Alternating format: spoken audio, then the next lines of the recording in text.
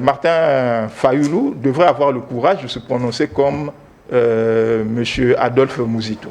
Il ne doit pas tergiverser. C'est-à-dire Non, mais moi j'ai suivi Adolphe Mouzitou, même avant qu'il ne soit reçu par le président de la République. Il a dit clairement qu'il était prêt à servir sa nation.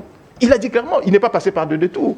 Il n'a pas dit que pour servir sa nation, il devait aller par un dialogue. Et je pense que même que M. Adolphe Mouzitou, s'il était nommé Premier ministre aujourd'hui, ferait en sorte que nous demeurons au sein des règles constitutionnelles, parce qu'il est député national, il est dans l'Assemblée nationale, donc ça fera en sorte que ce sera l'élément qui fera en sorte que nous soyons toujours dans le cadre constitutionnel. En croit ce que vous dites, avant de passer la parole de ce côté, si par magie, il arrivait aujourd'hui que le président de la République nommé Adolphe Mouzitou comme Premier ministre, on sera dans la norme. Nous serons dans la norme constitutionnelle. Si on nommait Fayoulou par exemple, du coup, on va, d'une manière ou d'une autre, on va mettre la Constitution. Dès que l'on sort des normes parlementaires, ça peut signifier que nous violons la Constitution. Et si nous violons la Constitution, automatiquement, nous tombons dans une période de transition.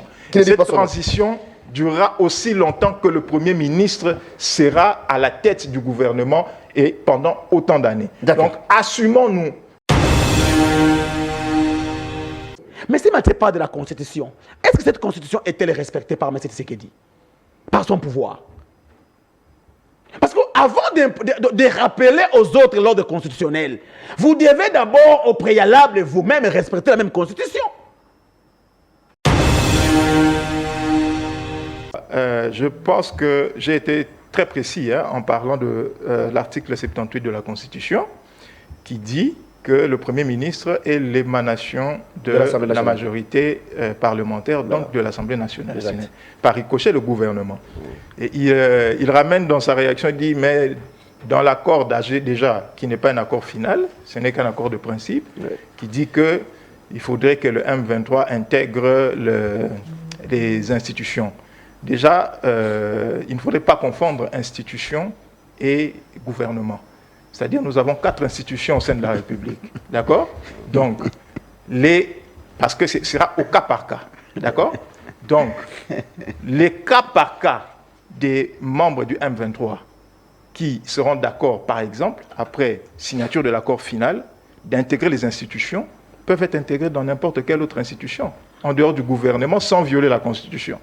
C'est déjà ça. Donc, le gouvernement n'est pas la seule institution en République démocratique du Congo. Nous en avons 4.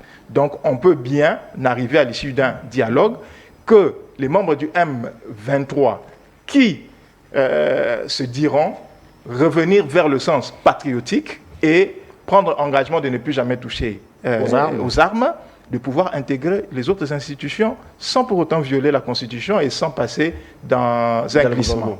D'accord? Ça, c'est déjà la précision à apporter, à moins qu'on me contredise que le gouvernement, c'est la seule institution qui existe en République démocratique du Congo. Nous avons 4 institutions.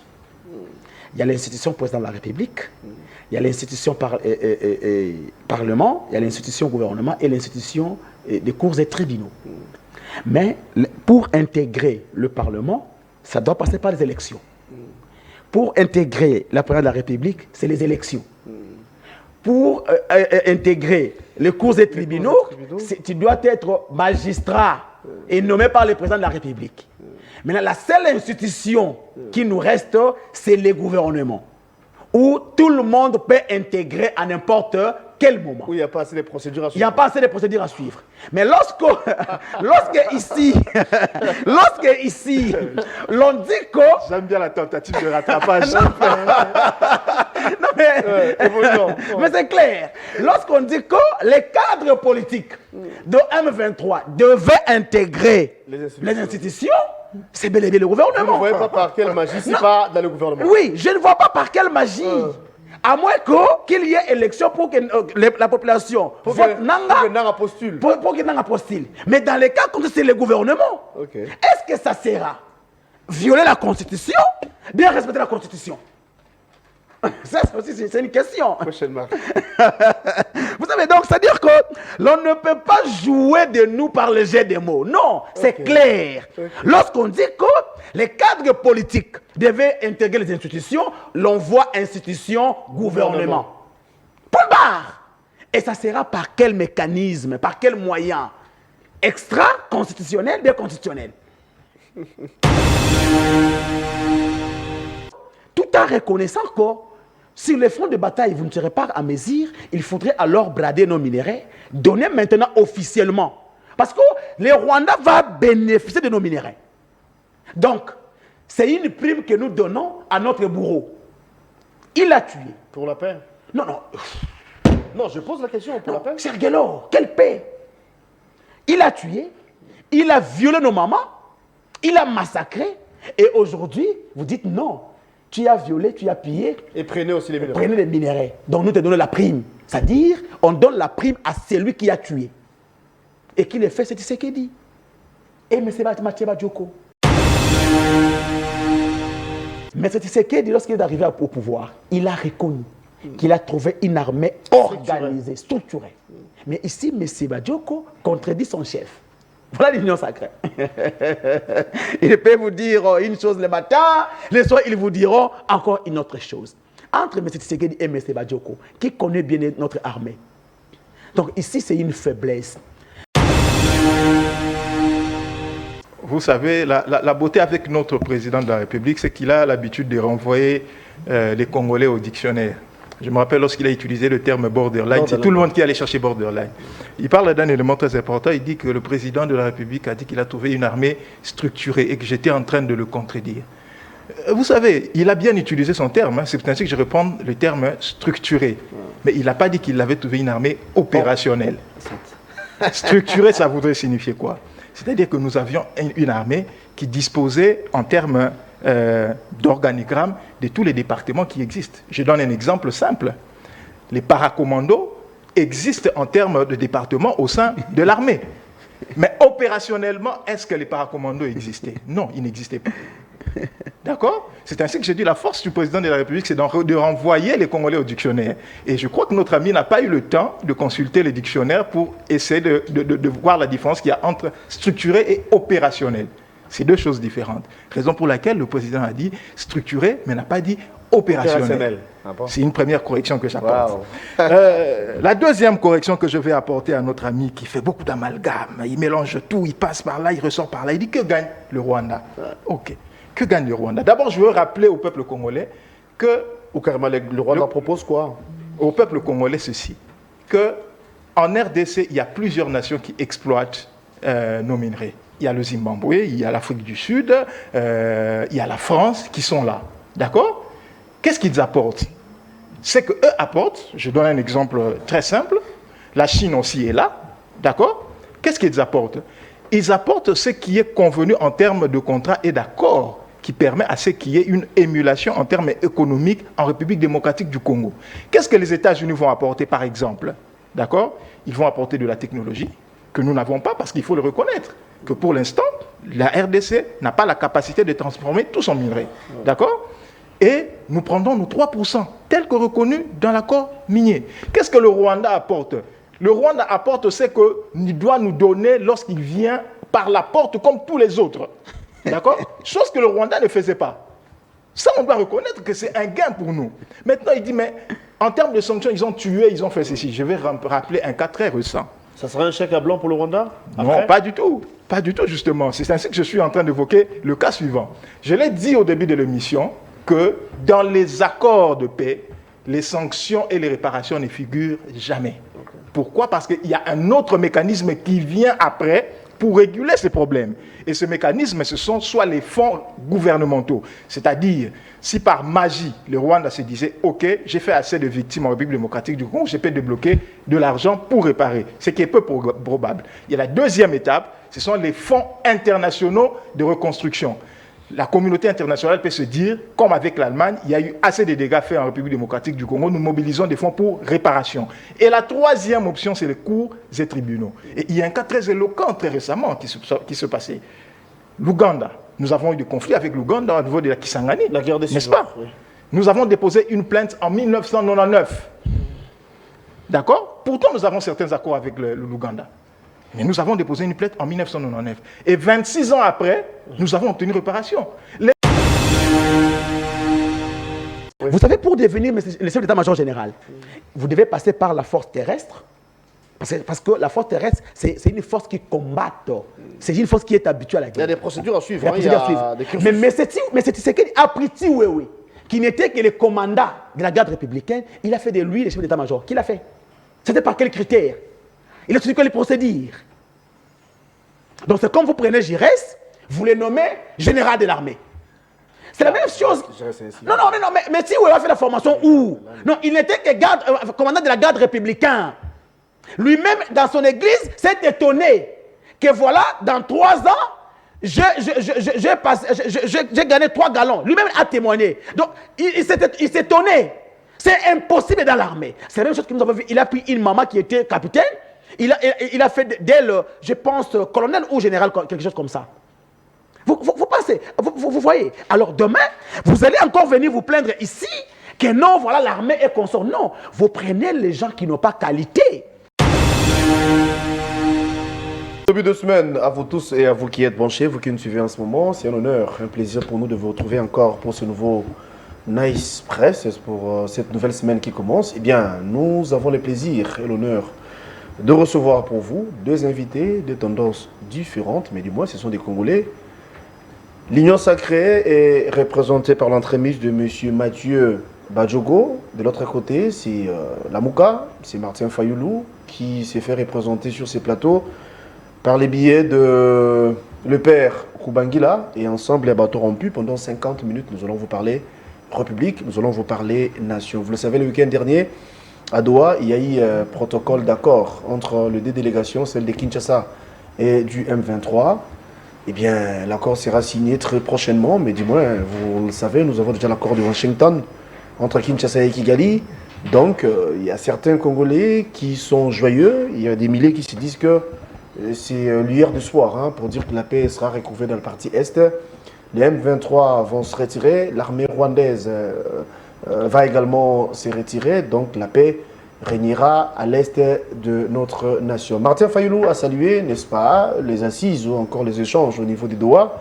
Martin Fayoulou qui s'est dit de ne pas être demandeur pour le gouvernement prochain, mais ils exigent au moins qu'il y ait un dialogue avant le gouvernement qu'avaient promis les chefs de l'État. Il y a certaines langues, il y a certaines personnes qui pensent que Fayoulou se propose déjà d'être les premiers ministres de Félix Tshisekedi, parce qu'il a dit, si seulement les résolutions qui sortiront de ces dialogues exigent à ce qu'il soit premier ministre, eh bien il ne va pas non plus jeter l'éponge. Nous allons évoquer toutes ces questions pour vous éclairer. Alors je m'en vais saluer mes invités, en commençant par Mathieu Badjogo, qui, pour moi, en fait, c'est pour une première qu'il soit sur ces plateaux. Bon, l'autre fois, il était avec Adelin.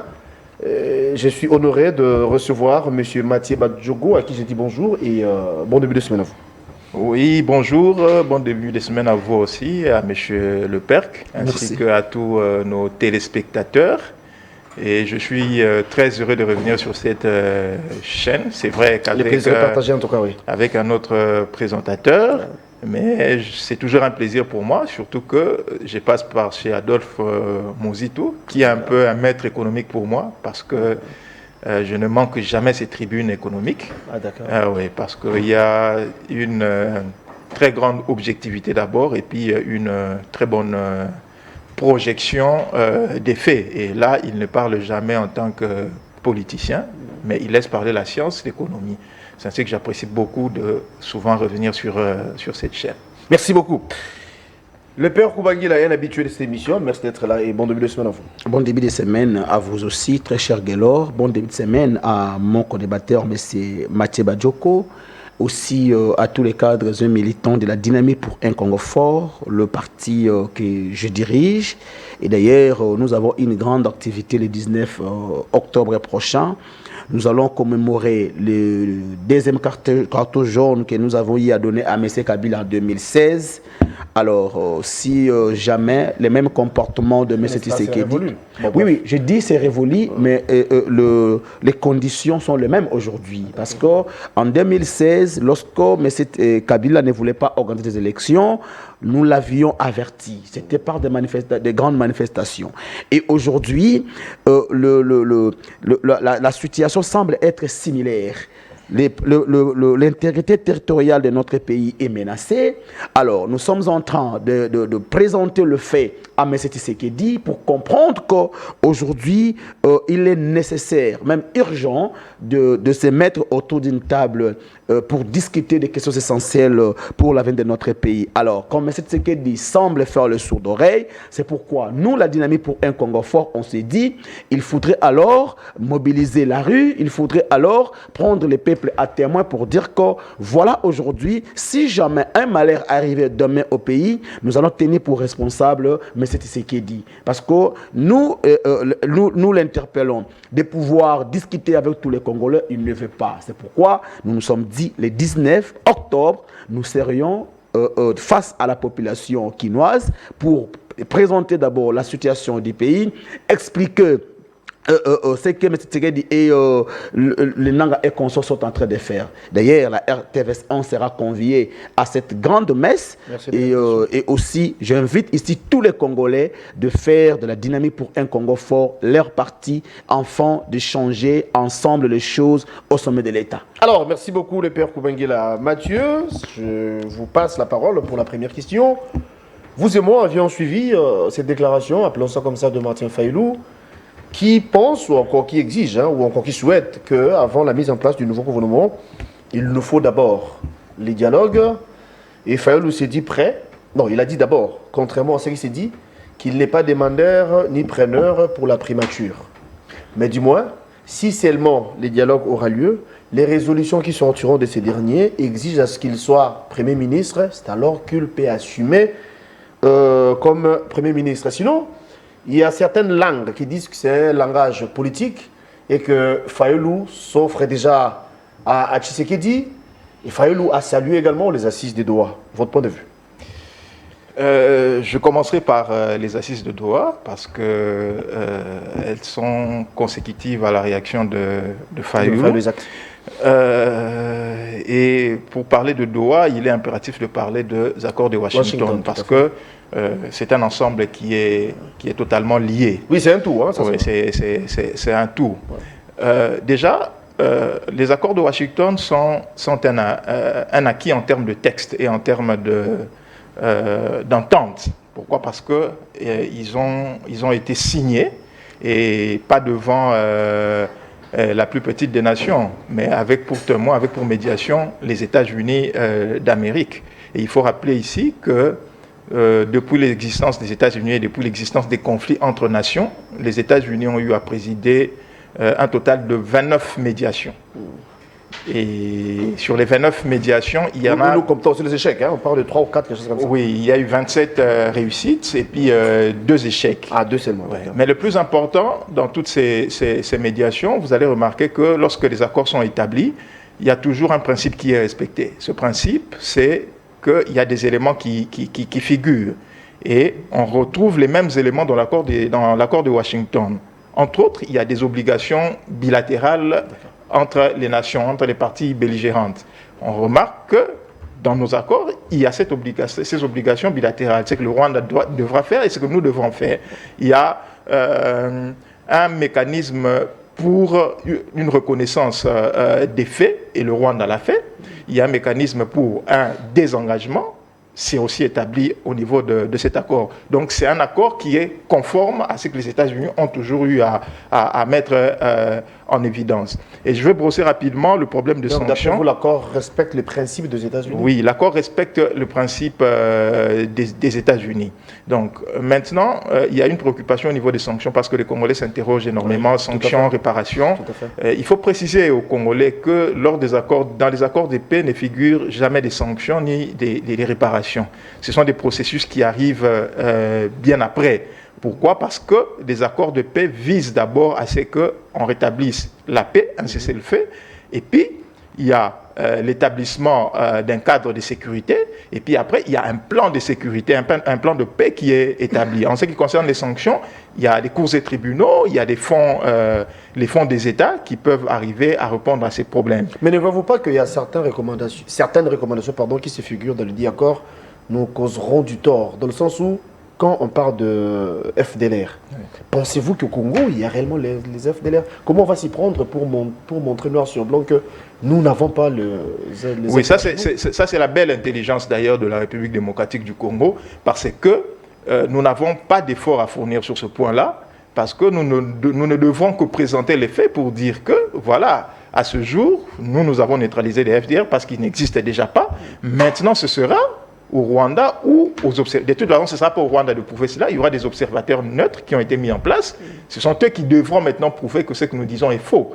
Donc, nous serons en train de croiser les bras et ce sont les observateurs qui vont effectivement déterminer le fait que les FDLR n'existent pas et ce sera conforme à ce que l'échéance est de 90 à 120 jours. Est-ce qu'on sera en mesure de respecter le délai pour résoudre le problème? Oui, c'est vrai que nous avons des obligations en tant que République démocratique du Congo. Je vous ai dit qu'il y a des obligations bilatérales. C'est-à-dire que ce sera à nous maintenant d'avancer les pas pour dire que voilà, de toutes les façons, 90 jours, moi je trouve que c'est largement suffisant pour prouver une chose qui n'existe pas. Parce que ce n'est même plus à nous, ce sont les experts et les observateurs. Oui, parce qu'il faut mettre des commissions en place. Oui, ce sont eux qui vont, en fin de compte... Il faut identifier, localiser... Ce sont en fin de compte... Oui, ils peuvent faire ça. Ce sont à eux de faire ce travail-là. Et puis maintenant, j'en viens à l'accord de principe de Doha. D'abord, il faudrait rappeler à chaque Congolais qu'un accord de principe n'est pas un accord formel contraignant. À moins que les deux parties se mettent d'accord pour dire « Ok, l'accord de principe est en mode contrainte », c'est alors qu'il peut avoir cet aspect de contrainte. Mais pour l'instant, ce n'est qu'un accord de principe qui n'a aucune valeur juridique. C'est juste des parties qui se sont mis d'accord sur des principes ou les points, les lignes qu'il faudrait évoquer lors des prochaines assises pour établir un accord final. C'est ainsi que vous allez remarquer que quelques heures après la signature de cet accord de principe, il y a déjà eu des dissensions. Du côté RDC, il y a eu une certaine interprétation, notamment en ce qui concerne le rétablissement de l'autorité de l'État. Et puis de l'autre côté, ils disent que non, le rétablissement de l'autorité de l'État ne veut pas dire que nous allons abandonner nos positions. Donc c'est pour dire que ce n'est qu'un accord de principe. Il faudrait plutôt attendre l'accord final. Il ne servirait à rien de se réjouir maintenant parce que les partis peuvent se rétracter et ils ne seront nullement poursuivis. La seule garantie, c'est qu'il y a une nation puissante au-dessus qui peut arriver à imposer aux deux parties les choses. Et c'est la seule garantie que l'on a. Mais pour l'instant, je pense que nous devons mettre de l'eau dans notre vin pour que les processus puissent continuer de manière à ce que chaque personne se sente en confiance. Quoique, nous félicitons ces efforts du chef de l'État ainsi que de la Première ministre. Maintenant, je retombe sur... le cas de Martin Fayulu, qui au départ a salué également l'accord de principe. Pensez-vous que c'est des beaux yeux ou bien un patriotique ou encore il a joué au patriotisme? Vous savez, sur un plateau, j'ai exactement dit ceci. Il y a un savant qui a dit que faire exactement la même chose avec l'idée d'obtenir un résultat différent, c'est ce qu'on appelle de la folie. Et je pense que nous sommes en plein dedans avec nos acteurs politiques. Le dialogue, je l'encourage, on peut toujours causer. Mais on va revenir dans le passé. Vous savez, aujourd'hui, nous avons, depuis que le Congo existe, nous avons au total eu à établir 26 dialogues politiques. Il y en a eu 26. Le premier dialogue a été initié, c'était les prémices, c'était des textes initiés par Joseph Filéo, c'était déjà en 1957. En 1957. Okay. Et après, en 1960, il y a eu la table ronde de Bruxelles. Et en 1961 déjà, il y a eu un autre dialogue. Et c'est pour vous dire que, à un moment donné, on devra s'asseoir. Si on fait une moyenne, ça nous fait un dialogue chaque 3 ans. Donc, normalement, si le dialogue était la solution au problème congolais, je pense que nous serions les États-Unis. Parce que 26 dialogues pendant l'intervalle de 65 ans, c'est énorme. Et pourtant, nous sommes là à patauger. Et je veux vous dire que les 26 dialogues établis dans le passé sont des dialogues qui ont tous abouti à des solutions temporaires, à une répartition de pouvoir et qui ont apporté d'autres problèmes après. D'ailleurs, tout récemment, j'aimerais souligner que le Congolais oublie très facilement. Mais si Joseph Kabila a eu à faire 4 ans avant le cycle électoral, c'était le fruit d'un dialogue entre les 4 partis. Si Joseph Kabila a pu avoir 2 ans supplémentaires, c'était à cause d'un dialogue. Donc, à un moment donné, nous devons être sérieux avec nous-mêmes, que nous commençons d'abord par respecter nos textes.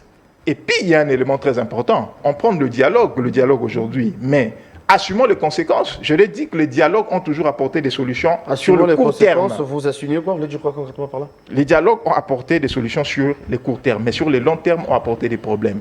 Voilà, je vous dis qu'il faut assumer les conséquences. Nous avons un cadre constitutionnel, nous avons des textes constitutionnels, notamment la Constitution de la République démocratique du Congo. Que dit l'article 78 de la Constitution de notre pays? Que le Premier ministre est issu de la majorité parlementaire, ce qui veut signifier que le gouvernement est l'émanation de l'Assemblée nationale. Maintenant, si le gouvernement devient, ou la nomination du Premier ministre devient le fruit d'un dialogue et non l'émanation de l'Assemblée nationale, ça voudrait signifier que nous tombons directement dans une transition, sans que nous ne nous en rendons compte. Parce que nous sortons de la Constitution. Dès lors que nous sortons de la Constitution, acceptons que nous accordons à Félix Tshisekedi une transition pendant des années qui ne seront pas comptabilisées. Nous devons accepter et nous devons assumer cela. Parce qu'il ne faudrait pas que, après être sortis de la Constitution, après qu'il n'y ait eu dialogue, que des voix se lèvent pour dire que nous exigeons qu'il y ait organisation des élections, alors que ce sont les mêmes voix qui sont en train de nous entraîner vers une sortie constitutionnelle. C'est ça le danger dans lequel nous sommes. Oui, ça va résoudre un problème temporaire, un problème d'ego, un problème de répartition de postes, parce qu'au final, c'est ça. Nous n'avons pas réinventé la roue. Si les 26 dialogues précédents ont abouti à cela, ce n'est pas celui-ci qui va échapper. Et le dialogue que tient Martin Fayulu, moi je pense que Martin Fayulu devrait avoir le courage de se prononcer comme M. Adolphe Muzitu. Il ne doit pas tergiverser. C'est-à-dire Non, mais moi j'ai suivi Adolphe Muzitu, même avant qu'il ne soit reçu par le président de la République. Il a dit clairement qu'il était prêt à servir sa nation. Il a dit clairement, il n'est pas passé par deux détours. Il n'a pas dit que pour servir sa nation, il devait aller par un dialogue. Et je pense que même que M. Adolphe Muzitu, s'il était nommé Premier ministre aujourd'hui, ferait en sorte que nous demeurons au sein des règles constitutionnelles, parce qu'il est député national, il est dans l'Assemblée nationale, donc ça fera en sorte que ce sera l'élément qui fera en sorte que nous soyons toujours dans le cadre constitutionnel. En croit ce que vous dites, avant de passer la parole de ce côté, si par magie, il arrivait aujourd'hui que le président de la République nommait Adolphe Muzitu comme Premier ministre, on sera dans la norme. Nous serons dans la norme constitutionnelle. Si on nommait Fayulu par exemple, du coup, on va, d'une manière ou d'une autre, on va mettre la Constitution de côté. Dès que l'on sort des normes parlementaires, ça peut signifier que nous violons la Constitution. Et si nous violons la Constitution, automatiquement, nous tombons dans une période de transition. Et cette transition durera aussi longtemps que le Premier ministre sera à la tête du gouvernement et pendant autant d'années. Donc, assumons-nous. Je suis pour un dialogue, oui, parce que nous devons causer, mais assumons les conséquences dans les décisions qui vont tomber de ce dialogue. Alors, le père Koubangela, vous avez eu le temps de suivre l'intervention de M. Mathieu Madjoko. Nous parlons Doha, nous parlons Washington, mais vous continuez, vous, à prôner pour un dialogue qui n'est pas mal non plus. Hein. Mais vous avez entendu ce qu'il a dit, si on dialoguait aujourd'hui et que par magie, par miracle, Fayulu devenait Premier ministre, du coup, on mettra en mal la Constitution. Qu'est-ce que vous en dites? Merci. Je vais commencer là où M. Mathieu a chuté. M. Mathieu a dit les dialogues devaient aboutir à un poste, c'est-à-dire que ça mettra à mal la Constitution. Est-ce que M. Mathieu peut dire aux Congolais ce qui se passe à Doha peut avoir quelle connotation? Parce que parmi les résolutions sortir de cet accord de principe, on a dit le cadre politique du AFC devait rejoindre les institutions. Ça sera dans les cadres constitutionnels, mais dans les cadres extra-constitutionnels. Mais c'est contradictoire. Parce que ici, entre le gouvernement et le M23 et l'AFC, à Doha, il y a les résolutions qui préconisent que les cadres politiques du AFC devaient rejoindre les institutions. Maintenant, la question est celle de savoir, ça sera dans les cadres constitutionnels, bien extra-constitutionnels. Lorsqu'il aura la parole, il peut répondre. Cher Guélor, j'ai entendu, lorsque M. Mathieu a commencé, il a parlé des 4 choses. Il a dit les attentes des États-Unis d'Amérique, il a parlé de la reconnaissance de faits et les 27 dialogues et consorts. Je vais commencer par la reconnaissance de faits. Est-ce que les Rwandais, ici, selon les narratifs de notre pays, on a toujours dit, les Rwandais nous agressent. Est-ce que les Rwandais aux États-Unis d'Amérique a-t-il reconnu qu'il agresse le Congo? La réponse est non. Mais comment M. Mathieu peut parler de la reconnaissance de faits? Mais quand on dit retrait des troupes rwandaises sur le sol congolais, c'est... Non, s'il te plaît. Est-ce que tu peux me dire une disposition de l'accord qui parle des troupes rwandaises sur le sol congolais? Le Rwanda appelle ces troupes le force de défense. Il n'a pas parlé des troupes rwandaises. Lorsque Kagame nous donne la mission de neutraliser le FDLR, alors lui qui soutient le M23 et l'AFC, pourquoi les Rwandais aussi n'a pas reconnu qu'il devait d'abord neutraliser les M23 et les AFC? Mais parce que l'accord, c'est l'attente. En fait, lorsque vous dialoguez, c'est qu'il y a eu un problème. Vous résolvez les problèmes, chacun doit reconnaître sa position, chacun doit reconnaître ses erreurs et vous réparez. Nous neutralisons le FDLR. Mais les Rwandais n'acceptent pas de neutraliser le M23. Les Rwandais plutôt, et les États-Unis nous demandent, nous, de pouvoir négocier avec les M23 et les AFC. Et pourquoi les Rwandais aussi ne peuvent pas négocier avec le FDLR? Non, il ne faudrait pas. En fait, c'est de l'avenir de notre pays qu'il s'agit. Donc, d'après vous, ce sont les failles de l'accord. Mais non, mais ce sont les failles. Et ici, M. Mathieu peut-être a oublié. Le Tundula a reconnu à Luanda que les FDLR sont sur les sols congolais. Mais comment ici, M. Mathieu Badjoko qui est de l'Union sacrée, c'est ça les mal avec l'Union sacrée. Ils se contredisent. Nous avons suivi M. Wameso sur Top Congo, qui a dit que le M23 devait se retirer à l'immédiat. Mais nous avons entendu Mme Kayikwama qui dit l'on devait plutôt sensibiliser et identifier les FDLR afin de les neutraliser. Comment les identifier? Comment les localiser? Parce qu'ils sont où? C'est ça maintenant. Ce sont des contradictions dans les chefs de membres de l'Union sacrée. Ou soit, ils ne savent pas ce qu'ils sont en train de chercher exactement. Alors, dans le problème de Fayulu, est-ce qu'il y a un non-dit? Est-ce que Fayulu, c'est un demandeur, mais il n'est pas aussi clair que ça? Cher Guélor, encore certains?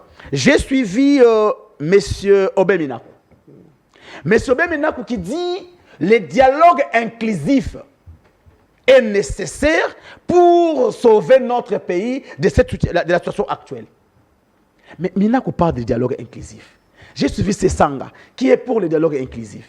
J'ai suivi Moïse Katumbi pour le dialogue inclusif. Fayulu pour le dialogue inclusif. Mais où est le problème? N'est-ce pas, n'est-ce pas aujourd'hui, nous avons une situation qui dérange l'intégrité territoriale. Mais le problème est là. Cher Guélor, M. Mathieu a parlé des dialogues 27 depuis 1958. Mais M. Mathieu n'a pas parlé des accords de paix. Il y en a eu combien? Et cela a abouti en quoi exactement?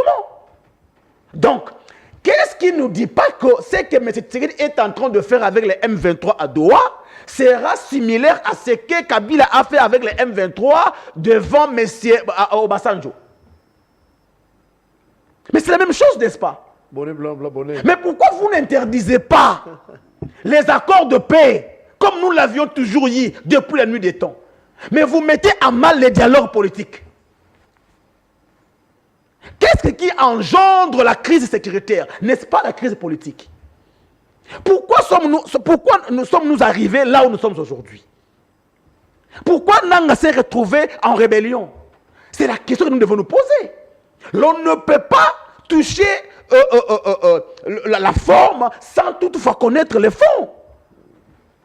Nanga était le président de la CENI. Moi et M. Mathieu les connaissons très bien.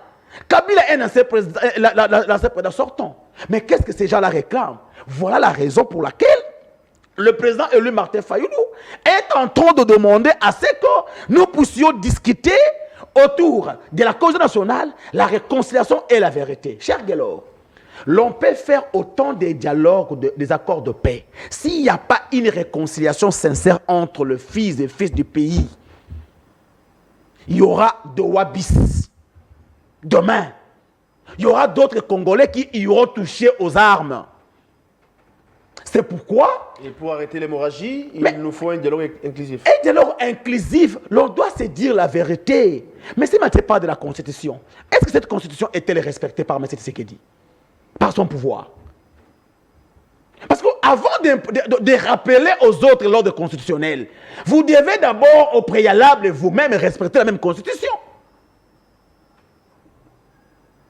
Aujourd'hui, M. Badjogo et son pouvoir nous a créé une jurisprudence qui sera aussi demain pour M. Tshisekedi, où le Premier ministre a maintenant un juge naturel qui est la Cour constitutionnelle. Bien sûr que non, le juge naturel du président et du Premier ministre, c'est la Cour constitutionnelle. Mais ici, on veut nous dire que l'on ne peut pas passer par le Congrès, mais on arrête un Premier ministre, on le condamne. Donc on peut bypasser le Congrès. Mais au moins, on arrête un ancien Premier ministre. Donc, M. Tshisekedi aussi, demain, peut faire l'objet d'une arrestation sans toutefois par le Congrès. C'est la Constitution dont M. Badjogo veut nous dire ici qui doit être respectée. Ah, mais ça, c'est grave. Est-ce que si M. Tshisekedi et M. Kabila avaient respecté la volonté populaire en 2018, serons-nous là où nous sommes aujourd'hui? C'est ça le problème aussi. N'a été diacre ici. N'a prié à Philadelphie. Mais qu'est-ce qui se fait que... C'est ça la question que M. Badjogo pouvait dire. Pourquoi Nanga est en rébellion aujourd'hui? Donc, il nous faut un dialogue. Mais alors, il nous faut un dialogue sincère. Et moi, je pense que, cher Guélor, ce qui fait en sorte que nous demeurions des dialogues en dialogue parce qu'il n'y a pas une conscience... Non, il n'y a pas une conscience collective. Voilà. Il n'y a pas une conscience collective. Il n'y a pas la conscience collective, il n'y a pas l'indépendance d'abord de nos institutions. Parce qu'à chaque fois, pourquoi il y a dialogue? Souvent, après les cycles électoraux, il y a des conflits, il y a des mécontents. Les gens veulent diriger le pays par gangstérisme. Les gens veulent diriger le pays parfois par népotisme. Les gens veulent diriger le pays tout en marchant sur les lois de la République. La nation étant un héritage commun, l'on ne peut pas accepter à ce que toi, comme tu as une portion de pouvoir, tu puisses marcher sur les autres tout en violant les lois de la République. C'est pourquoi que les gens partent en rébellion. C'est pourquoi nous, dans la dynamique pour un Congo fort, nous disons, nous devrions faire de la République démocratique du Congo une nation forte. Nous devons avoir des institutions fortes à la place d'avoir les hommes forts. Parce que si tout le monde respecte les textes de la République, si tout le monde est soumis aux lois de la République, il n'y aura pas de frustrés. Alors, que pensez-vous? Est-ce que Fayulu a évolué dans le sens où, si seulement les chefs d'État accordé qu'il y ait dialogue, Fayulu peut être Premier ministre? Cher Guélor, dire que Fayulu a évolué par rapport à quoi? Parce que c'est depuis, je pense que M. Maté Badjogo, étant un ancien de l'STD, le sait. Ce n'est pas aujourd'hui que M. Fayulu a commencé à réclamer le dialogue pour que nous puissions sortir de la crise. Il y a eu des propositions pour, de sortir de la crise. Donc, qui ne sait pas. Président élu peut devenir Premier ministre, c'est ce qu'il a dit, hein, si seulement les résolutions qui sortiront de ces derniers. Écoutez, lorsqu'on parle de si, je pense que M. Godin, même lorsqu'il faisait allusion de la rébellion a bien expliqué le mot si. Il n'a pas dit que je dois être Premier ministre. Il dit si les résolutions. Ben, c'est un langage politique. Hein. Non, mais non. Alors, s'il te plaît, nous avons tous étudié. Il a dit si les résolutions. Voilà. Alors, si les résolutions ne sortaient pas de cette manière. Parce qu'il n'a pas dit que je dois être nommé. Non, il dit si les résolutions. Il n'y aura pas, les dialogues, on n'aura pas comme participants Tshisekedi et Fayulu. Il y aura Kabila, il y aura Nanga, il y aura Bouzito, il y aura Katumbi, c'est ça et consort. Là, il y aura un glissement, une transition qu'il faut admettre. S'il te plaît, Si qui vous dit que tout dialogue doit être débouché par la distribution de nous avons vécu, hein, on compte plus de 25 déjà. Non, mais on compte plus de 25, c'est peut-être exceptionnel. Ah bon? Oui, parce que les dialogues que nous voulons maintenant, c'est pour résoudre une crise. Dis-moi. Ça a toujours été le cas, cher... Non, cher Guélor, écoutez. Les dialogues, parce que le plus grand dialogue qui aboutit à des postes de responsabilité, c'est celui de Sun City. Parce que le pays était déchiré. Aujourd'hui, je suivais les porte-parole de M23 ce matin qui dit, mais M. Tshisekedi doit se contenter de l'intégrité, en fait, de la souveraineté du parti Est et du parti Ouest. Vous comprenez? Aujourd'hui, l'on parle du Congo oriental et du Congo Ouest. Alors, M. Mathieu Badioko est content de voir que nous qui avons milité pour l'intégrité territoriale, qu'on vit une balkanisation qui ne dit pas son nom. Donc, il y a deux Congos maintenant. Et ces gens-là ont dit, ils ne vont pas se retirer même à 1 centimètre. Vous comprenez? Maintenant, c'est quoi la solution pour récupérer les zones occupées? Parce qu'il devait nous proposer, il a bien dit, l'avant-projet de l'accord, l'accord des principes.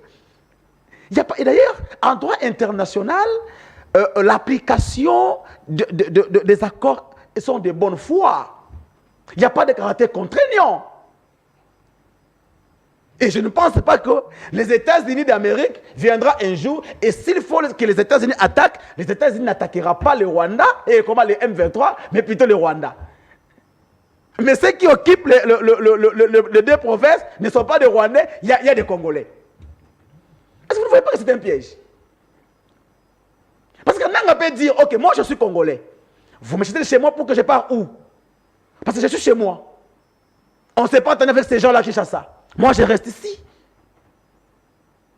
C'est ça le problème.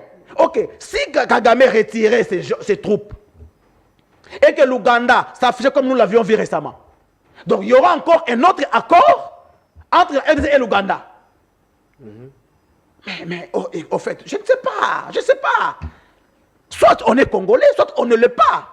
Et surtout que la majorité de membres de l'Union sacrée ont deux passeports, parce que là-bas, il y a des Français, il y a des Américains. Ils savent que l'affaire du Congo ne les concerne pas. À tout moment, ils peuvent partir. Alors, nous qui avons qu'un seul passeport, nous disons, le dialogue inclusif est impératif. Tous les impératif, hein? Impératif. Tout Congolais doit se mettre autour d'une table, non pour discuter du pouvoir, mais pour sauver notre pays de la balkanisation. Pour sauver notre pays de la balkanisation, pour sauver les pays qui se trouvent dans l'impasse, en croire le père, il nous faut un dialogue inclusif. Mais du moins, l'autre fois, j'avais suivi les présidents français qui disaient une nation, pour se faire respecter, pour s'imposer, il faut une armée forte. Vous prenez pour les accords, pour les dialogues entre nous et le rebelle, quel est votre soubassement? Qu'est-ce qui vous rassure qu'aujourd'hui, si on est arrivé à signer l'accord entre nous et Rwanda, entre nous et M23, on parlera paix, alors que nous avons besoin d'une armée pour sécuriser et protéger nos frontières? Voilà, avant de répondre à cette préoccupation, j'aimerais revenir sur beaucoup d'amalgames. De l'amalgame dit avec force et vivacité, ça peut induire les Congolais en erreur. Vous avez la parole. Voilà, je pense que j'ai été très précis en parlant de l'article 78 de la Constitution qui dit que le Premier ministre est l'émanation de la majorité parlementaire, donc de l'Assemblée nationale. Par ricochet, le gouvernement. Et il ramène dans sa réaction, il dit, mais dans l'accord d'AG déjà, qui n'est pas un accord final, ce n'est qu'un accord de principe, qui dit qu'il faudrait que le M23 intègre les institutions. Déjà, il ne faudrait pas confondre institution et gouvernement. C'est-à-dire nous avons 4 institutions au sein de la République. D'accord? Donc, parce que ce sera au cas par cas. D'accord? Donc, les cas par cas des membres du M23 qui seront d'accord, par exemple, après signature de l'accord final, d'intégrer les institutions, peuvent être intégrés dans n'importe quelle autre institution, en dehors du gouvernement, sans violer la Constitution. C'est déjà ça. Donc, le gouvernement n'est pas la seule institution en République démocratique du Congo. Nous en avons 4. Donc, on peut bien arriver à l'issue d'un dialogue que les membres du M23 qui se diront revenir vers le sens patriotique et prendre engagement de ne plus jamais toucher aux armes, de pouvoir intégrer les autres institutions sans pour autant violer la Constitution et sans passer dans un glissement. D'accord ? Ça, c'est déjà la précision apportée, à moins qu'on me contredise que le gouvernement, c'est la seule institution qui existe en République démocratique du Congo. Maintenant, l'autre amalgame et l'autre confusion. Mais pourquoi le Rwanda ne veut pas neutraliser le M23 ? Non, c'est de notre responsabilité de neutraliser le M23. Parce que nous pouvons bien évidemment faire des alliances pour aboutir à cela. Mais c'est de notre responsabilité parce qu'il se trouve sur notre sol. Ce n'est pas sur le sol rwandais qu'il se trouve, exactement avec les RDF. Maintenant, l'autre amalgame qui sous-tente, qui dit que non, nous nous opposons dans les déclarations que nous sommes en train de faire par rapport au RDF. Le RDF en République démocratique du Congo n'est plus en capacité de nuire. C'est un exemple concret. Existe-t-il des ex-phases en République démocratique du Congo aujourd'hui? Oui, il y en a. On retrouve des colonels, des capitaines, des ex-phases qui existent en République démocratique du Congo. Mais ont-ils la capacité de nuire? Non, ils n'ont pas la capacité de nuire. Maintenant, en quoi il y a une contradiction en disant que les M23 sont bel et bien là, mais sans capacité de nuisance? Non, pas les FDL sont là, mais sans capacité de nuisance. Où est la confusion? Vous savez quand est-ce que les FDL sont arrivés en RDC? Vous vous rappelez? Vous connaissez la date? C'est en 1994. Vous savez ça fait combien d'années? Vous savez ils ont combien et quel âge ont-ils?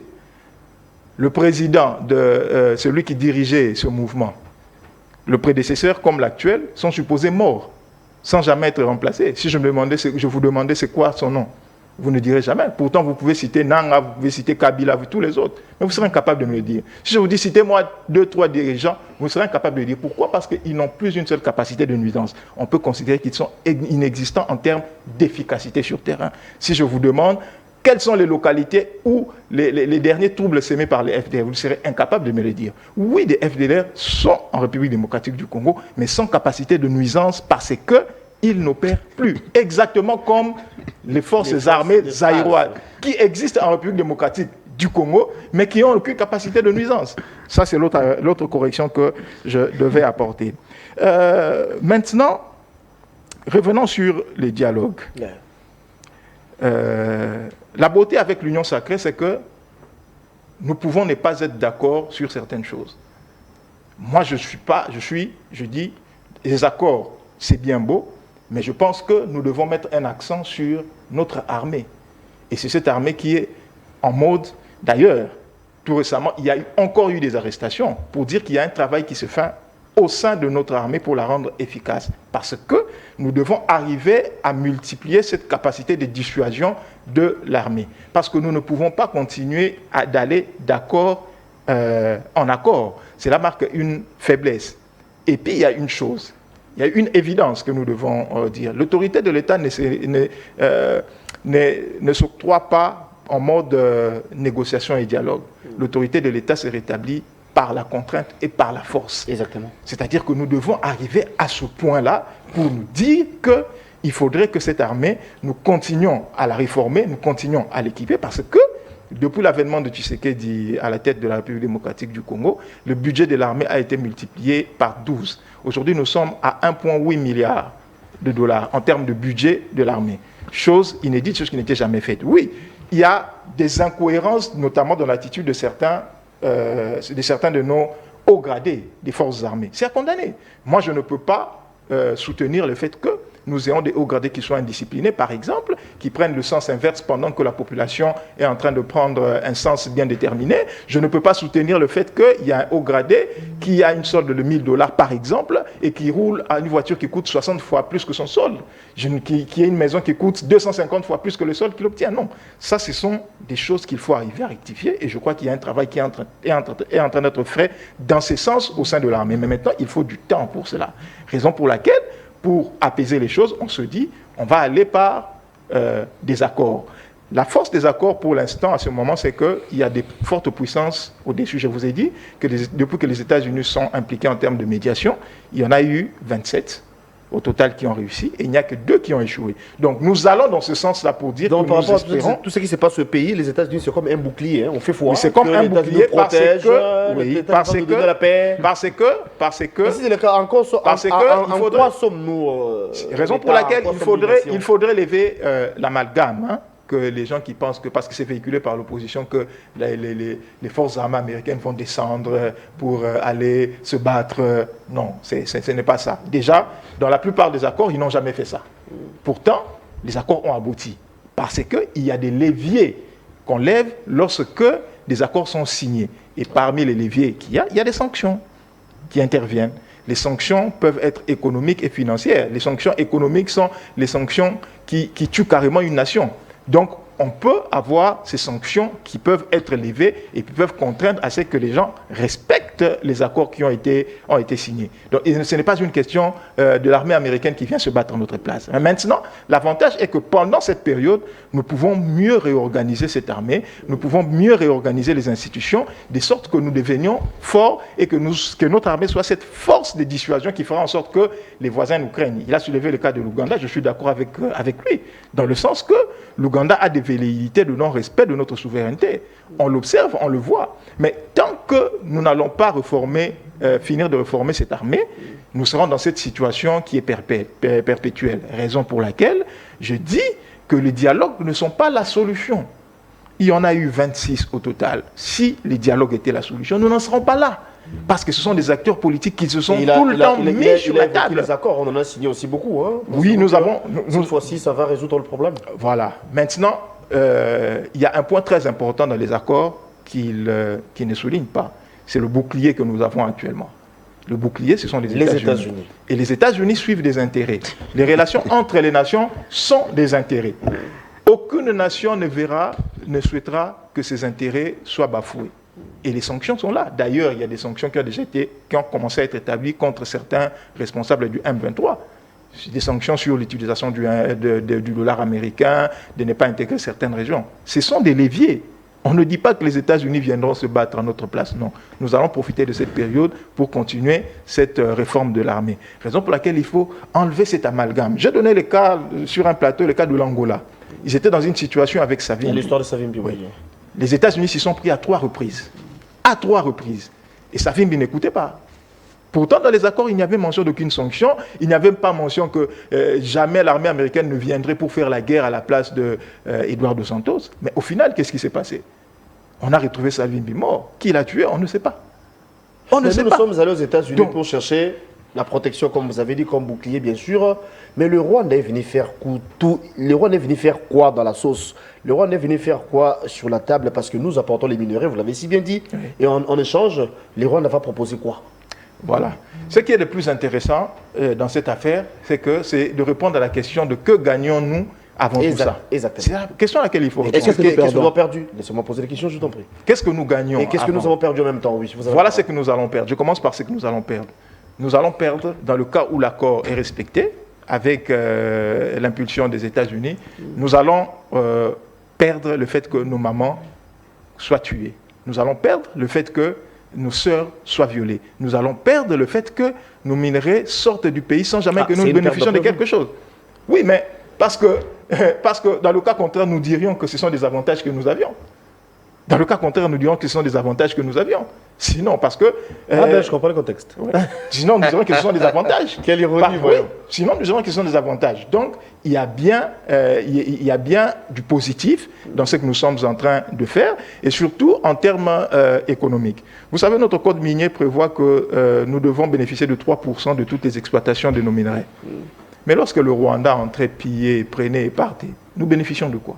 Nous ne bénéficions de rien. Aujourd'hui, et dans l'avenir, il y aura un cadre tel qu'il y a retraçabilité d'abord de nos minerais, et puis nous serons capables de dire aujourd'hui que la RDC produit telle quantité, et sur cette quantité, nous avons quelque chose qui revient au pays, mais maintenant, c'est à nous d'en faire bon usage. Exactement comme l'Angola fait bon usage de tout ce qu'il reçoit des États-Unis en termes de rétrocession pétrolière. Parce que aujourd'hui, l'Angola est le 7e fournisseur des États-Unis en termes de pétrole.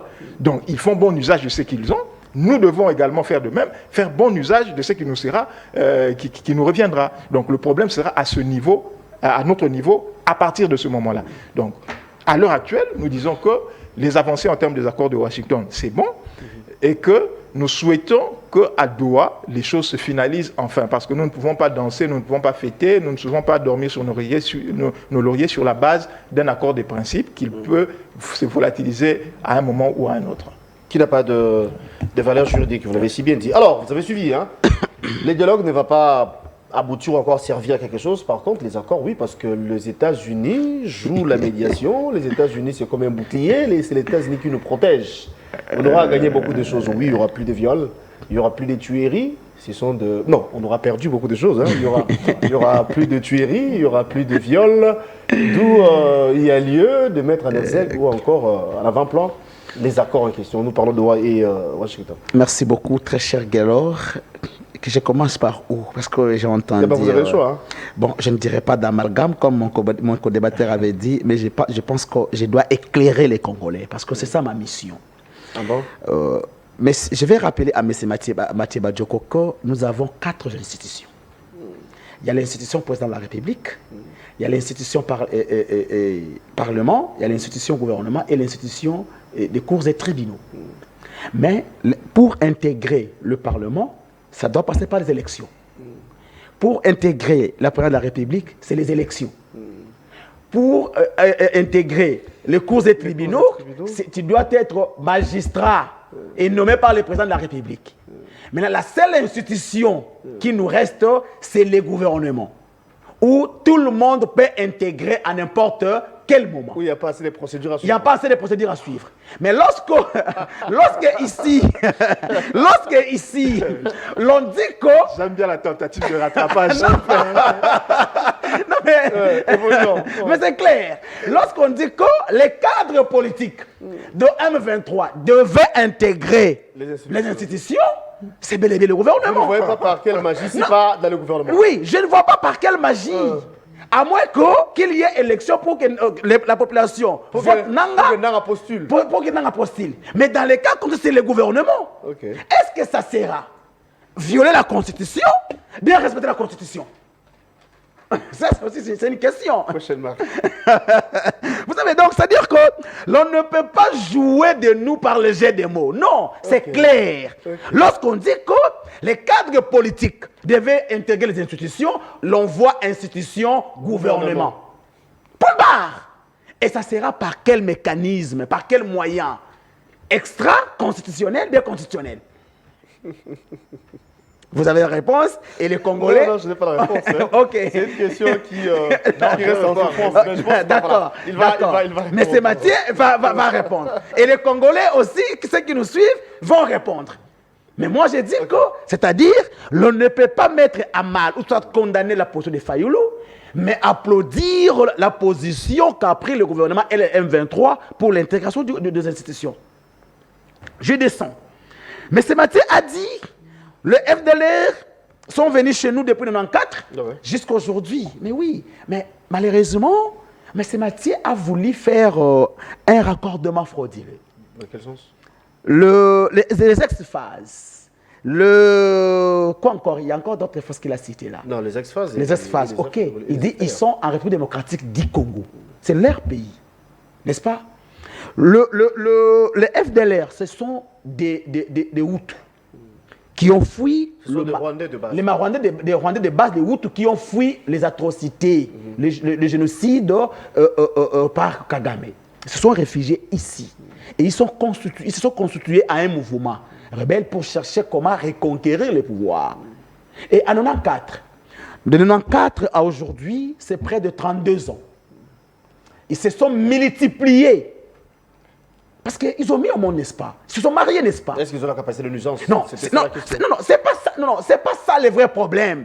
Le problème, c'est que ces gens-là sont ennemis à Kagame.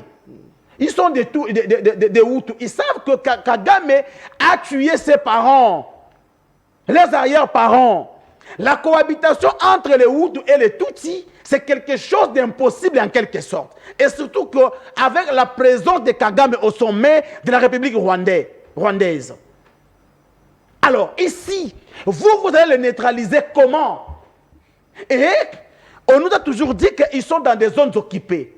Alors, avec Mme Thérèse Kalikwama qui nous avait dit, l'on devait localiser d'abord, les identifier. Vous allez les identifier comment? Ben, heureusement, ici, tu confirmes aussi qu'ils sont sur le sol congolais. Dans quelle partie exactement? Quelqu'un veut parler de l'armée. Bon, sinon, vous avez la parole. Voilà. Donc, dans quelle partie? Et ils sont dans l'armée. S'ils sont dans l'armée, comment est-ce qu'ils seront... Ils ne sont pas dans l'armée. Non. Quelqu'un pense... C'est ce que j'ai dit. Moi, j'ai dit si. S'ils sont dans l'armée, ils seront démobilisés. Comment? Et avec quels moyens? Comment les identifier? C'est ça aussi un problème. Les États-Unis et les Kagame ont fait ce qu'on dit à Lingala, les Jekizengi. C'est-à-dire? Ils savent que ces gens-là, il y a de ceux qui se sont mariés avec les Congolais parfois, qui peuvent se retrouver dans l'armée congolaise. Peut-être. Comme étant, il peut être de père ou tout, de mère congolaise. Alors, vous allez les identifier comment et vous allez les neutraliser comment. Vous voyez maintenant le problème, là où les bas blessent. C'est pour dire qu'il y a un flou dans cette aventure des États-Unis d'Amérique. Il y a un flou. L'accord n'est pas clair. Ah, l'accord. Il dit, comme les M23 sont sur les sols congolais, la responsabilité nous revient. Ah, mais c'est contradictoire. Comment ça? Vous avez dit que le Rwanda est sur les sols congolais, n'est-ce pas?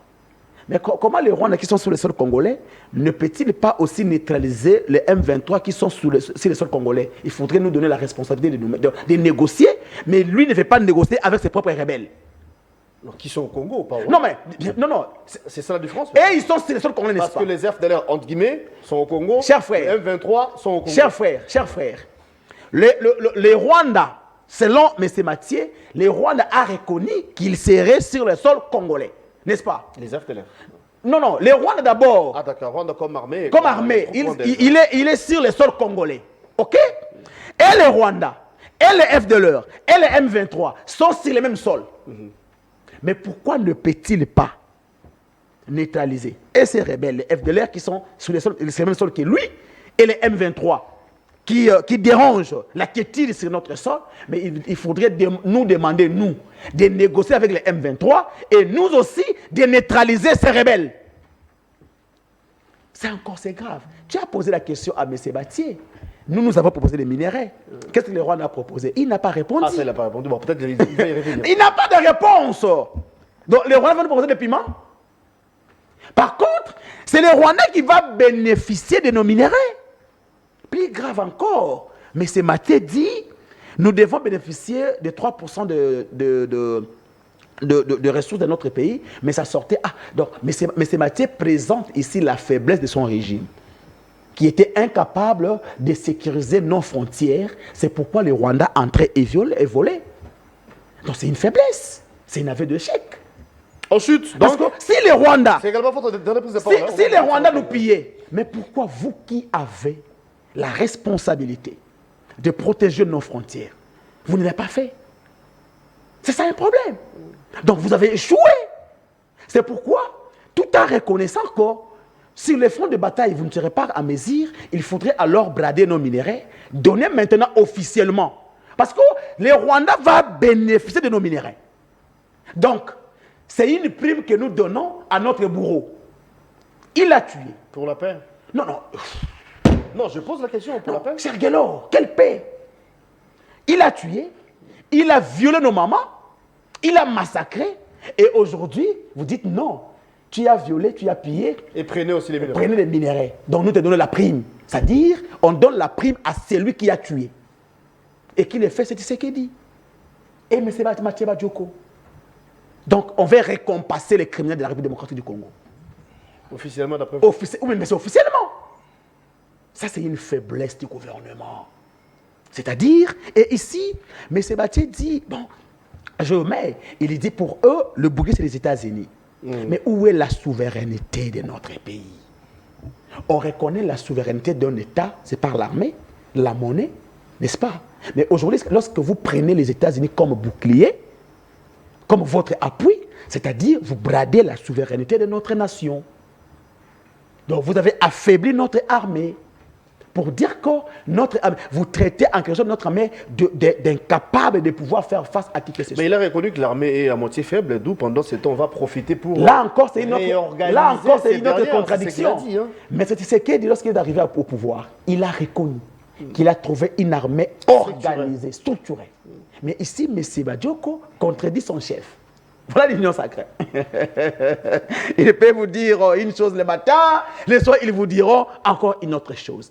Entre M. Tshisekedi et M. Badioko, qui connaît bien notre armée. Donc ici, c'est une faiblesse.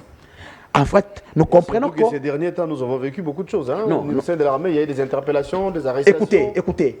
Qui a fait des... Mais c'est qui, oui. Vous savez, pour devenir le chef d'état-major... Je suis avec vous rapidement. Oui. Vous savez, pour devenir le chef d'état-major général, vous devez passer par la force terrestre. Parce que la force terrestre, c'est une force qui combat. C'est une force qui est habituée à la guerre. Il y a des procédures à suivre. Mais c'est Tshisekedi a pris Tiwewe, qui n'était que le commandant de la garde républicaine. Il a fait de lui le chef d'état-major. Qui l'a fait? C'était par quels critères? Il a suivi les procédures. Donc c'est comme vous prenez Giresse, vous le nommez général de l'armée. C'est la même chose. Non, mais Tiwewe a fait la formation où? Non, il n'était que commandant de la garde républicaine. Lui-même, dans son église, s'est étonné que voilà, dans 3 ans, j'ai gagné 3 gallons. Lui-même a témoigné. Donc, il s'est étonné. C'est impossible dans l'armée. C'est la même chose que nous avons vu. Il a pris une maman qui était capitaine. Il a fait d'elle, je pense, colonel ou général, quelque chose comme ça. Vous pensez, vous voyez. Alors demain, vous allez encore venir vous plaindre ici que non, voilà, l'armée est consort. Non, vous prenez les gens qui n'ont pas qualité. Merci d'être venu. Vous distribuez le grade et les fonctions comme les cacahuètes dans un marché. C'est de votre faute, mais c'est Mathieu. Merci d'être venu. Cette faute, et la dernière fois, je vais jeter par là. 2 secondes. Donc ici, l'accord de Lusaka est consort où il y avait la force de la sous-région. Parce que s'il faut voir les SADC et consorts, ces gens-là peuvent asphyxier les Rwandais. Mais les Rwandais a saboté tous ces accords. Vous pensez que c'est seulement les États-Unis d'Amérique? Si le Rwanda a dit qu'il était prêt d'attaquer quiconque qui oserait tenir les Républiques démocratiques du Congo, et le Rwanda a ouvert sa bouche pour dire qu'il peut quitter Kigali à pied jusqu'ici pour venir prendre notre président. Voilà l'insulte. Donc, c'est le pouvoir de M. Mathieu qui a permis à cet incirconcis de nous insulter, nous, de dire qu'il peut quitter chez lui pour venir prendre notre président ici à 2000 km. Et c'était après même la signature de l'accord. Pas avant, mais après. Est-ce que peut-on... Voilà. Est-ce que peut-on maintenant te confier à ces fameux accords? Vous êtes entendu. Merci beaucoup. Il y a la paix, mais au moins, il vous menace. Voilà. Donc, merci beaucoup les pères. Plus grave encore, je vais jeter par là. Mais c'est Mathieu Badioko est dans une mutualisation des forces entre eux et les EPDF. Et l'Ouganda, oui. L'Ouganda. Mais les mêmes EPDF est en train de nous menacer chaque jour. Les mêmes EPDF, aujourd'hui, a reconnu Bissimo et Nanga comme les responsables du Congo oriental. Notre ministre avait interpellé l'ambassadeur ougandais pour en savoir plus par rapport à ces dossiers de réouverture de... Où en sommes-nous? Chers frères, vous savez, un État agit sur base de décisions contraignantes. Nous voyons notre ami Christian Ibrahim Traoré. Est-ce que vous savez qu'au Niger a l'uranium. On a chassé la France. Et Niger, aujourd'hui, on n'a pas vu la France venir tuer le Niger parce qu'ils ont pris des décisions. Le problème ici, c'est qu'il n'y a pas un leadership responsable au sommet de l'État. C'est-à-dire, jusque-là, le Congo se comporte à un État bébé. L'on doit tout faire pour lui. Et pour sortir de l'impasse, on chute? Je l'ai dit et je le dirai toujours. Les dialogues. Pour sortir de l'impasse, les dialogues inclusifs, je dis, est sincère. Je pense que ça peut être le dernier dialogue. Et aussi que chaque Congolais doit prendre les responsabilités. Vous savez, c'était au Sénégal. Le président Macky Sall voulait violer la Constitution pour briguer le 3e mandat. Mais la Cour constitutionnelle sénégalaise a dit non. Et si ça ne va pas passer. Il faut qu'on arrive à ces niveaux. Non, mais c'est ça le problème. Les jours où, imagine, on a passé aux élections ici. Réellement séparation du pouvoir. Réellement l'indépendance d'esprit de l'homme congolais. Chaque là, on ne verra pas tout ça. Merci beaucoup, le père. Imagine, on part aux élections, Kabouya donne des dictats auprès de la CENI, Parce que, imaginez, tu penses que si aujourd'hui Guélor est président de la CENI, on te dit, publie et je reste qu'il n'a pas gagné les élections au détriment de M. Mathieu. Si tu ne fais ça, on va tirer sur toi. Merci d'être venu.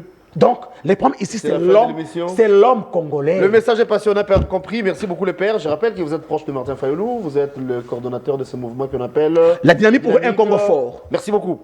Alors, cher Mathieu, c'est avec vous que nous allons boucler en guise de conclusion. Vous avez suivi, hein, vous avez dit. Qu'est-ce que le Rwanda apporte? Ouais, je vais répondre Sinon, à toutes ces vous avez questions. dit que les États-Unis jouent un rôle majeur comme bouclier, alors que nous avons une armée. Et si le Rwanda récidivait, si Kagame n'arrivait pas à respecter l'accord, parce qu'il avait donné des propos juste après l'accord, qu'il peut quitter de là où il est, jusqu'ici, pour prendre notre président, parce que l'autre fois, nous avons dit, à partir des Gobes, on pouvait toucher Kigali. Ne voyez-vous pas qu'il n'a pas l'intention, surtout que sur le plan international, c'est aussi la volonté qui compte, et Kagame ne fait pas montre. Vous savez, la beauté avec notre président de la République, c'est qu'il a l'habitude de renvoyer les Congolais au dictionnaire. Je me rappelle lorsqu'il a utilisé le terme borderline, c'est tout le monde qui allait chercher borderline. Il parle d'un élément très important, il dit que le président de la République a dit qu'il a trouvé une armée structurée et que j'étais en train de le contredire. Vous savez, il a bien utilisé son terme, hein, c'est ainsi que je reprends le terme structuré. Mais il n'a pas dit qu'il avait trouvé une armée opérationnelle. Structurée, ça voudrait signifier quoi? C'est-à-dire que nous avions une armée qui disposait en termes d'organigramme de tous les départements qui existent. Je donne un exemple simple. Les paracommandos existent en termes de départements au sein de l'armée. Mais opérationnellement, est-ce que les paracommandos existaient? Non, ils n'existaient pas. D'accord? C'est ainsi que j'ai dit la force du président de la République, c'est de renvoyer les Congolais au dictionnaire. Et je crois que notre ami n'a pas eu le temps de consulter les dictionnaires pour essayer de voir la différence qu'il y a entre structuré et opérationnel. C'est deux choses différentes. Raison pour laquelle le président a dit structuré, mais n'a pas dit opérationnel. C'est une première correction que j'apporte. Wow. La deuxième correction que je vais apporter à notre ami qui fait beaucoup d'amalgame, il mélange tout, il passe par là, il ressort par là, il dit que gagne le Rwanda. Ok. Que gagne le Rwanda? D'abord, je veux rappeler au peuple congolais que... Ou carrément, le Rwanda propose quoi? Au peuple congolais, ceci. Qu'en RDC, il y a plusieurs nations qui exploitent nos minerais. Il y a le Zimbabwe, il y a l'Afrique du Sud, il y a la France qui sont là. D'accord? Qu'est-ce qu'ils apportent? C'est qu'eux apportent, je donne un exemple très simple, la Chine aussi est là. D'accord? Qu'est-ce qu'ils apportent? Ils apportent ce qui est convenu en termes de contrat et d'accord qui permet à ce qu'il y ait une émulation en termes économiques en République démocratique du Congo. Qu'est-ce que les États-Unis vont apporter, par exemple? D'accord? Ils vont apporter de la technologie que nous n'avons pas, parce qu'il faut le reconnaître, que pour l'instant, la RDC n'a pas la capacité de transformer tout son minerai. D'accord? Et nous prendrons nos 3%, tels que reconnus dans l'accord minier. Qu'est-ce que le Rwanda apporte? Le Rwanda apporte ce qu'il doit nous donner lorsqu'il vient par la porte comme tous les autres. D'accord? Chose que le Rwanda ne faisait pas. Ça, on doit reconnaître que c'est un gain pour nous. Maintenant, il dit, mais en termes de sanctions, ils ont tué, ils ont fait ceci. Je vais rappeler un cas très récent. Ça sera un chèque à blanc pour le Rwanda? Non, pas du tout. Pas du tout, justement. C'est ainsi que je suis en train d'évoquer le cas suivant. Je l'ai dit au début de l'émission que dans les accords de paix, les sanctions et les réparations ne figurent jamais. Pourquoi? Parce qu'il y a un autre mécanisme qui vient après pour réguler ces problèmes. Et ce mécanisme, ce sont soit les fonds gouvernementaux. C'est-à-dire, si par magie, le Rwanda se disait « Ok, j'ai fait assez de victimes en République démocratique du Congo, je peux débloquer de l'argent pour réparer ». Ce qui est peu probable. Il y a la deuxième étape, ce sont les fonds internationaux de reconstruction. La communauté internationale peut se dire, comme avec l'Allemagne, il y a eu assez de dégâts faits en République démocratique du Congo, nous mobilisons des fonds pour réparation. Et la troisième option, c'est les cours et tribunaux. Et il y a un cas très éloquent, très récemment, qui se passait. L'Ouganda. Nous avons eu des conflits avec l'Ouganda au niveau de la Kisangani, la guerre des n'est-ce pas? Oui. Nous avons déposé une plainte en 1999. D'accord? Pourtant, nous avons certains accords avec l'Ouganda. Mais nous avons déposé une plainte en 1999. Et 26 ans après, nous avons obtenu réparation. Les fonds que Moutamba a tenté de manipuler, ce sont quels fonds? Ce sont des fonds justement de réparation. Mais vous ne trouverez que ça ne figure nulle part. Ce sont les cours et tribunaux qui vont régler ces problèmes. Et aujourd'hui, nous avons des dossiers contre le Rwanda au niveau des cours et tribunaux, notamment la Cour internationale de justice. Vous devriez savoir ça avant de vous présenter. Donc c'est pour dire que les sanctions et les réparations ne figurent pas dans des accords. L'accord de paix a pour objectif de mettre fin au conflit, d'établir un cadre de paix permanent. C'est ça l'objectif d'un accord. L'accord ne voit pas autre chose. Ce sont des choses qu'il faudrait arriver à intégrer. Vous dites qu'aujourd'hui, nous nous confions aux États-Unis, nous sommes faibles. Non, mais écoutez, les États font des alliances entre eux. Il a dit, en quoi sommes-nous un État souverain sur voilà. Les Je vais donner États-Unis. un exemple très éloquent. Oui ou non que l'organisation du traité de l'Atlantique Nord existe, l'OTAN, avec le plus grand pourvoyeur qui est les États-Unis d'Amérique. En quoi le fait que l'Europe collabore avec les États-Unis remet en question la souveraineté de la France, de l'Allemagne ou d'autres nations? En aucun moment. Nous avons le devoir et l'obligation de nouer des liens de partenariat avec d'autres nations si nous estimons que nous pouvons y trouver gain d'intérêt. Ça, c'est tout à fait normal. Ça ne remet pas en cause la souveraineté de la République démocratique du Congo. D'ailleurs, les États le font entre eux. Nous avons des partenaires. Nous appartenons d'ailleurs à des communautés sous-régionales, des organisations sous-régionales. Ça ne remet pas en cause notre souveraineté. Et puis, je finirai par le cas des FDLR. Ensuite, oui. Effectivement, les FDLR doivent être identifiés. Ils doivent être identifiés. Pourquoi? Parce qu'ils ne constituent pas une force nuisible telle que nous voyons avec le M23. Le M23, nous pouvons les identifier parce qu'ils sont nuisibles. Ils agissent, ils opèrent. Mais les FDLR, ils ne sont pas nuisibles, ils sont là. Ils étaient là depuis 1994, ils ont vaqué à leurs occupations, ils sont là. Maintenant, nous devons arriver à les identifier. Oui, qui était FDLR? Toi, tu étais FDLR. Viens là, mets-toi là. Ça ne veut pas signifier qu'il est nuisible. C'est juste identifier. Et c'est tout. Maintenant, si nous les renvoyons au Rwanda, si nous les neutralisons, c'est quoi notre problème? C'est le problème entre Hutu ou Tutsi. Ce n'est pas notre problème à nous. Ce sera un problème entre le Rwanda qui devons résoudre. Nous avons nos problèmes ici que nous avons eu à résoudre. Nous avons les Bachis, les qui étaient en train de s'affronter, qui avaient des problèmes. Nous avons résolu. Ils se sont mis sur une table, ils ont parlé, ils ont trouvé le problème. Maintenant, je conclue par ça. Cette affaire de dialogue, on dit que non, il y aura un dialogue sincère. Je suis très heureux de comprendre que mon ami a la capacité de sonder les cœurs des acteurs politiques. Parce que je ne sais pas s'il parle en faveur de qui pour dire que le dialogue sera sincère. C'est un dialogue pour lequel les gens veulent une répartition des postes. Point barre. Comme avec tous les dialogues précédents qui se sont passés. À moins que vous me dites le contraire. 26 dialogues, ça en fait trop. Il a dit qu'il y aura les éléments nouveaux. Hein. Cette fois-ci, il y aura des garde-fous pour pas qu'on puisse revenir à la case du départ.